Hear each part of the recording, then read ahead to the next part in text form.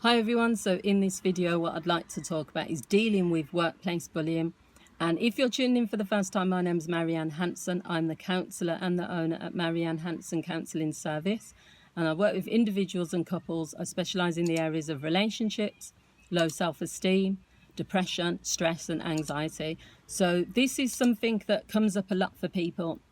Part of my role, I do private practice as a counsellor, but I also work for an employee assistance program 3 days a week, where I work with individuals who are struggling with work-related issues or issues that are impacting on their ability to do their job.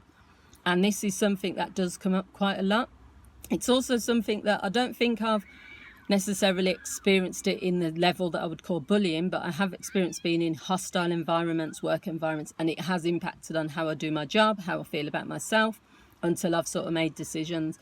So what do we mean when we use the term workplace bullying? I've got some examples. It can include humiliation, it can include gossip, ganging up on someone, turning people against that person, excluding people, and this can be excluding people from projects, excluding people in meetings, but it can also be on a personal level, excluding people if you're inviting the whole team to lunch, for example, and then not inviting a specific person. It can include being overly harsh with criticism or feedback, spreading rumours, being passive aggressive, or lots of things really. There's not a set pattern, but you do have to recognise that in some environments you may not gel with everyone on your team. You may not go to outside activities. They might not invite you to their home, that sort of thing. But you have to make the decision between whether something is bullying or whether there's an issue why you're not gelling with the team or why the team are not gelling with you. And you can go to your manager and have a discussion about that. I've been in situations where I've encouraged people to go for mediation between their manager and themselves and the other person, where people have been encouraged to contact their employee assistance program phone line. There's lots of things you can do. So when people are in this situation, it can be daunting because you might feel worried about losing your job.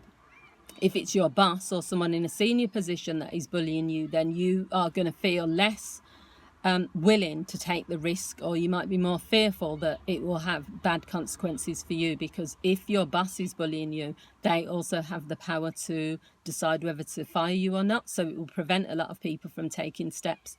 You might also feel worried that if you say something that other people are going to hear, and then it's going to make things worse. Similar to people who are being bullied at school, children, sometimes they've kept those things to themselves because they feel like by telling someone about the bully it will make things worse.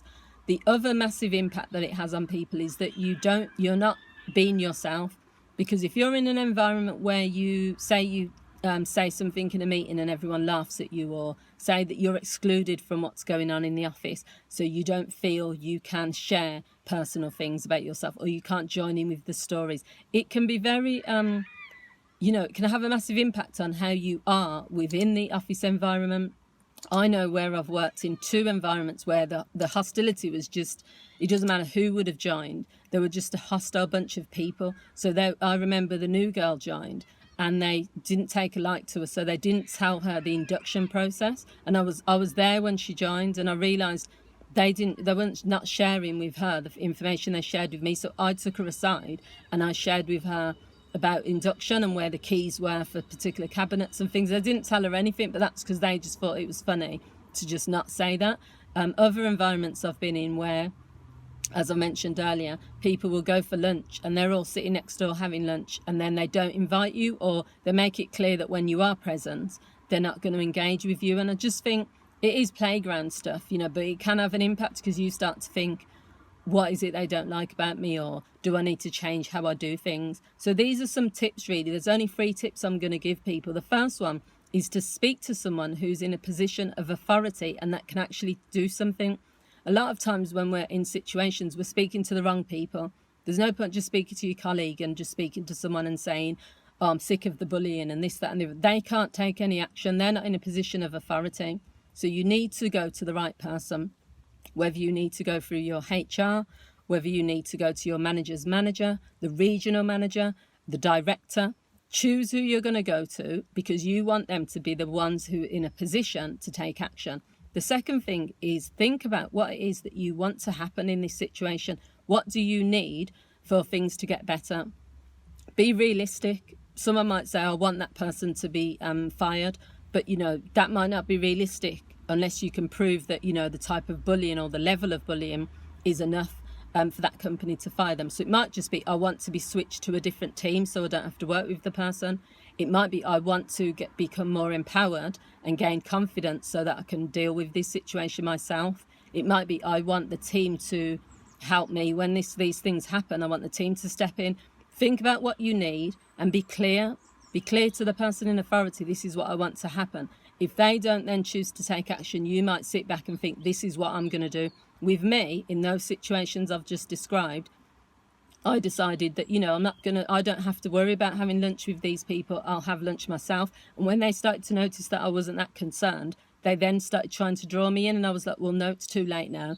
And with people where it's just a hostile environment, I just work on being the best I can be within that environment, civil to everyone, but I'm not getting drawn into the gossip and the drama. And the third thing is to consider all of what's happening. Make a record of the events. Consider whether you need to go to someone like your union. Make sure you attend any meetings that are in regards to what's happening so that you can have control over the situation. So the key thing really is to remember that you are in control, okay? You can take action, but you need to decide what you want that action to be. So I hope you found this video useful. If you have, please feel free to subscribe, to share this video with other people. And thank you for watching. Take care. Bye.